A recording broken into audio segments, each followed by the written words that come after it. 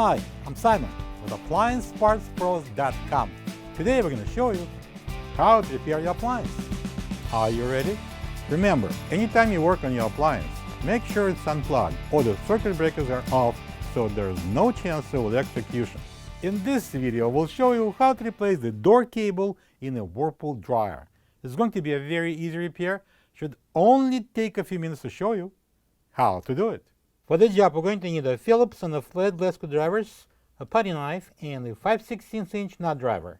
When you open up the package, you're going to get a new door cable. The two door cables are mounted to the door and to the two door springs behind the front panel. If the door won't open slowly and falls right down, the door cables should be checked and replaced if needed. To get it apart, we need to open the top. To open the top, we need to start with opening this little door and pulling out the lint filter.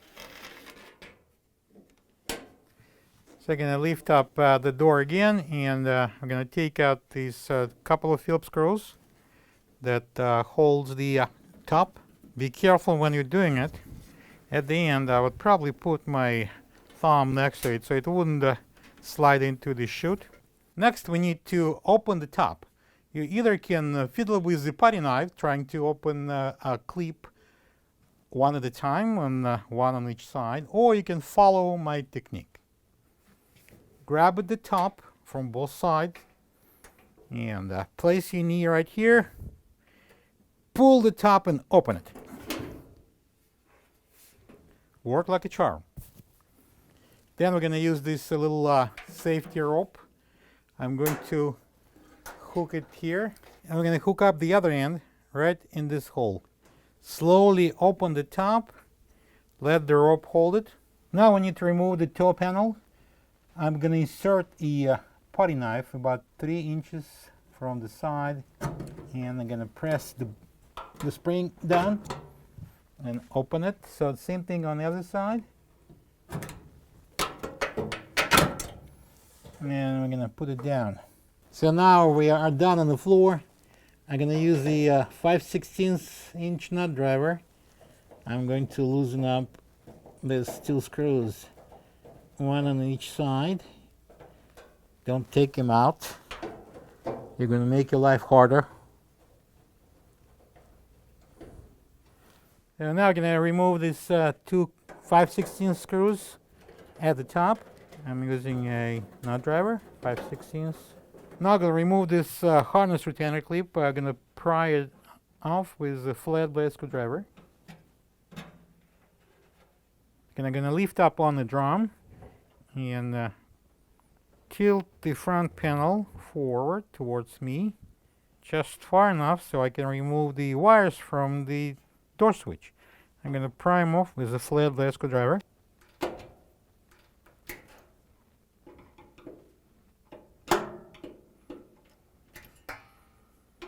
And now I'm going to pull it up to take it out of the bottom screws. I'm going to place it right there. So now I'm going to pull up the spring. So we're going to release this hook here. Put it in. And we can detach it from the cable. Now I'm going to lift up on the panel. Open the door. And I'm going to remove this retainer cap with a flat blade screwdriver. I'm going to pry it out. And now we can remove the cable and push it through the opening here, the back.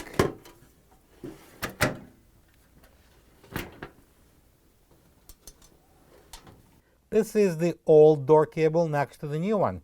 If you don't have this part, you can get it from AppliancePartsPros.com. I'm going to insert the new door cable into this opening, lift it up, and place this solid end into this hole in the door. Pull it up, and then we're going to install this retainer cap. You can close the door, put the front panel down. And while I'm holding the cable, I'm inserting the spring it will cut out. Then I'm gonna put the hook into the hole, gonna stretch the spring and hook it up onto this end of the cable with the hole in it. We're now gonna install the front panel. First onto the bottom screws.